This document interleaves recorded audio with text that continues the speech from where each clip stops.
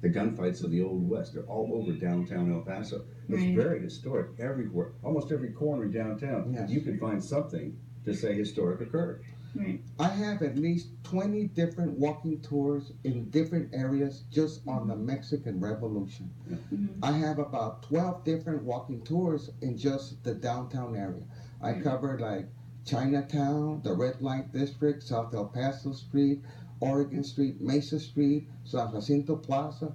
There's many sites in downtown El Paso to exploit and to have tourists come in here and to be educated on our rich and diverse history, which is unique here in the American Southwest. Yes, it is. El Paso and Juarez are strategically located in an area where it was the crossroads in the American Southwest, going east and west and north and south at one time. Yes. Right. Right. Another part of history that the summit voted on promoting, Native Americans.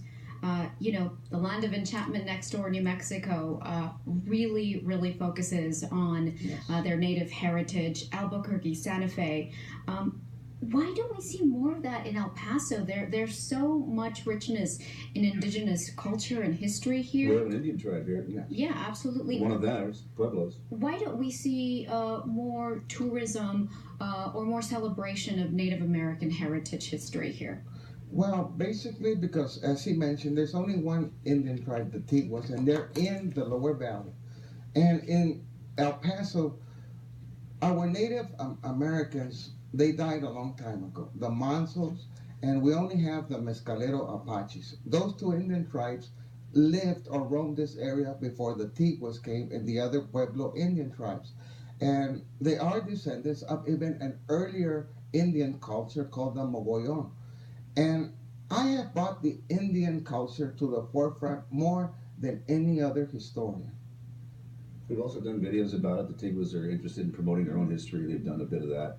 It's a very big difference. You have to go all the way back to the Civil War if you want to know why the Tiguas are different than people in New Mexico. There's a whole history there that you can look into. Like, for example, the worst Indian massacre that occurred here in El Paso was in 1848 when 15 farm workers in a ranch in downtown El Paso that belonged to Rafael Ruelas was raided by Mescalero Apaches, and they killed 15 farm workers on that ranch.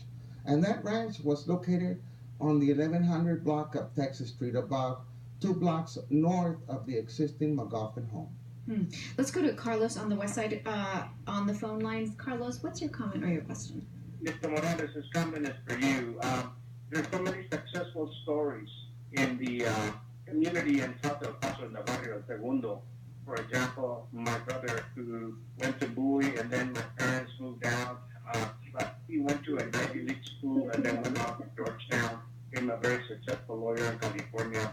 There are so many more stories from kids in the barrio El Segundo that were so successful that there should be something written about the successes and the contributions, the great contributions that kids from the barrio made to society. And just a little bit of input for you. I thank you for your time. Thank you very much. Carlos from the West Side saying lots of success stories from kids who grew up in Segundo Barrio, maybe went to Bowie High School, eventually went to Ivy League schools, and that there should be some sort of written canon on these individuals. I've done it. I just completed a book on Bowie High School. It covers the period of 1922 to 1973, the old Bowie, and it did produce a lot of graduates that became successful.